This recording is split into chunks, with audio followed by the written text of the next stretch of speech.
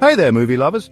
Today we're diving into some movie plots that completely fall apart if you think about them for just 10 seconds. Let's get started. You know those moments when you're watching a film, totally engrossed, and then suddenly a character does something or a plot point unfolds and your brain just goes, wait a minute. That makes absolutely no sense whatsoever.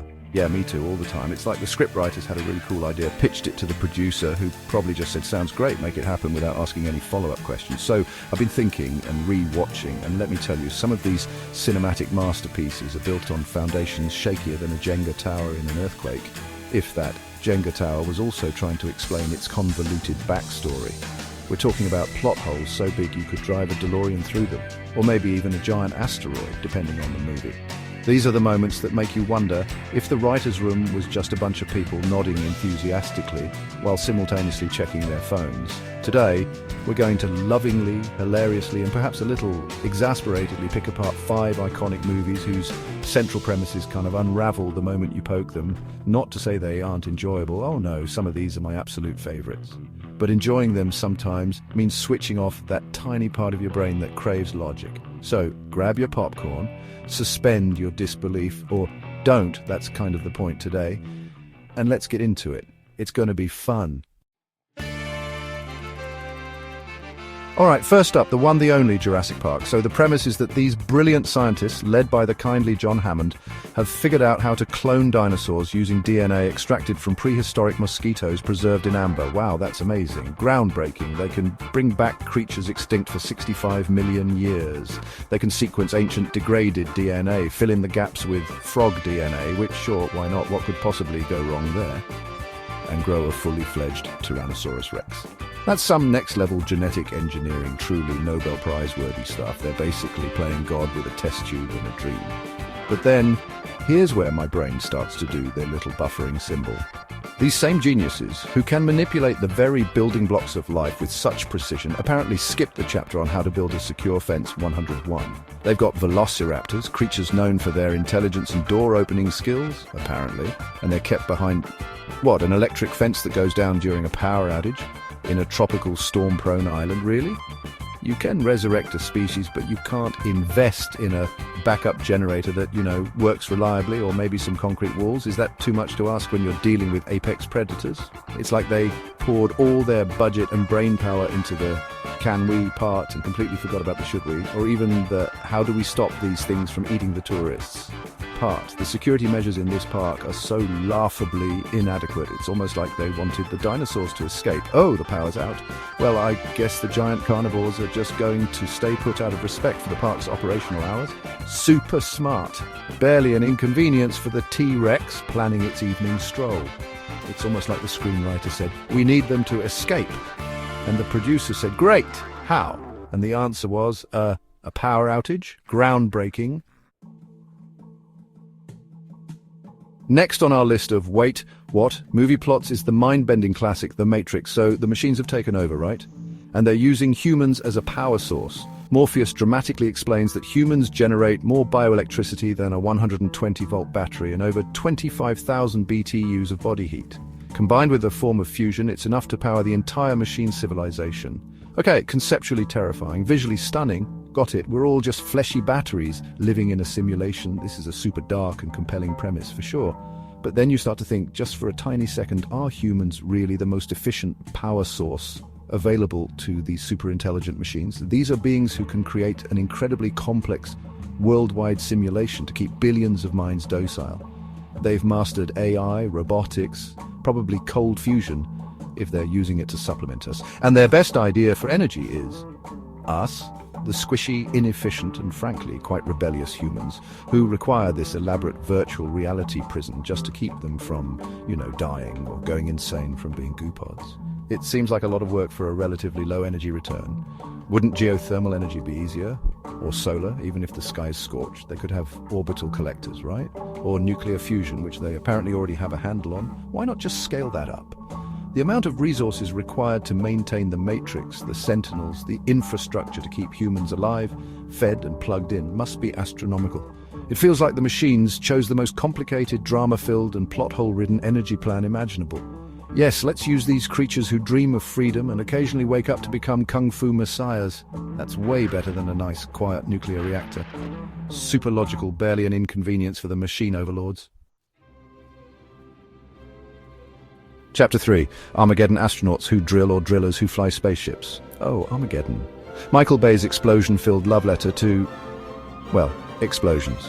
The plot is simple. A Texas-sized asteroid is about to hit Earth, and NASA's only hope is to send a team of deep-core oil drillers into space to land on the asteroid, drill a hole and drop a nuke in it, because obviously, when you think save the world from cosmic annihilation, your first thought is definitely call Bruce Willis and his ragtag team of oil rig roughnecks. It's a plan so audacious, so out there, it's almost brilliant, almost.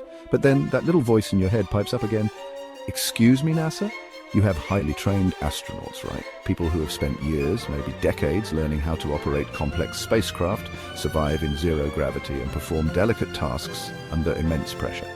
So, why are you training oil drillers, who are, by their own admission, not the sharpest tools in the shed when it comes to space stuff, to become astronauts in, like, 2 weeks? Wouldn't it be, oh, I don't know, significantly easier, faster and safer to teach you how to operate a drill? I mean, how complicated can drilling a hole be, relatively speaking, compared to piloting a shuttle for a pinpoint landing on a spinning rock in space while dodging meteors? One seems like a vocational skill you could pick up, the other seems like, well, rocket science. It's like needing brain surgery and deciding to train a really good plumber to do it because he's good with pipes. The entire premise hinges on the idea that drilling is this mystical art only these specific guys can do, even in zero-G on an asteroid. No, these astronauts, they just wouldn't understand the drill. Super convincing, barely an inconvenience for global survival. Chapter 4. Indiana Jones and the Fridge of Nuclear Invincibility. Indiana Jones, the king of adventure, the master of escaping impossible situations. We've seen him outrun giant boulders, survive snake pits, and generally defy death with a smirk and a crack of his whip. But then came Kingdom of the Crystal Skull, and with it, a scene that stretched credulity further than Indy's whip could ever reach, the infamous nuking the fridge sequence. Our hero finds himself in a model town about to be obliterated by an atomic bomb test. His brilliant escape plan? Hide in a lead-lined refrigerator. Now let's just process that for a moment. An atomic bomb. The kind that flattens cities, vaporizes everything in its immediate vicinity, and unleashes a shockwave that can toss trucks around like toys. And Indy's solution is a 1950s Kenmore. He gets in, the bomb goes off, the fridge is launched miles through the air, tumbling end over end, and he emerges a little dusty, maybe a bit shaken, but otherwise perfectly fine. Super plausible, right? The lead lining, you see, that's the key, because lead famously makes things impervious to cataclysmic explosions and subsequent high-velocity impacts. I'm pretty sure that's not how physics works, or refrigerators, or nuclear bombs, even if, by some miracle, the lead lining protected him from the initial blast and radiation, which is a big if. The sheer force of being thrown like that, the G-forces, the impact, he'd be, shall we say, more strawberry jam than archaeologist. It's a moment so over the top it makes a mockery of all his previous, slightly more believable escapes. It's like the writers just threw their hands up and said, how do we get him out of this one? I know. A fridge. It's unexpected. Unexpectedly ridiculous. Barely an inconvenience for Dr. Jones. Chapter 5. The Dark Knight Rises, Batman's magical mystery Gotham tour. Finally, let's talk about The Dark Knight Rises. Bane has taken over Gotham, broken Batman's back, and thrown him into a pit prison in the middle of nowhere, literally on the other side of the world. Gotham is completely locked down, an isolated no man's land. Bruce Wayne is penniless, injured, and his passport probably isn't going to get him very far. His escape from the pit is already a monumental feat of willpower and upper body strength, very inspiring stuff. He climbs out, a true hero. And then he's just back in Gotham, like, poof! One scene he's crawling out of a desert prison, presumably thousands of miles away from the US, with no resources, no money, no ID, and no apparent mode of transport. The next, he's mysteriously reappeared in a completely blockaded city, ready to save the day. How? How did he do it? Did he swim? Did he hitchhike on a cargo plane? Did Alfred secretly airdrop him a bat parachute and a packed lunch? The movie just kind of glosses over this rather significant logistical challenge. It's a huge leap of faith the audience is asked to take.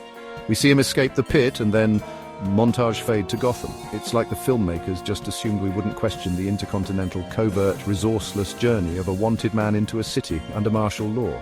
He's Batman, he'll figure it out, is apparently the official explanation. But come on, even for Batman, that's a bit much. It's a journey that would make a pretty compelling movie in itself, but instead, it's just skipped. Super convenient, barely an inconvenience for the Caped Crusaders' dramatic re-entrance.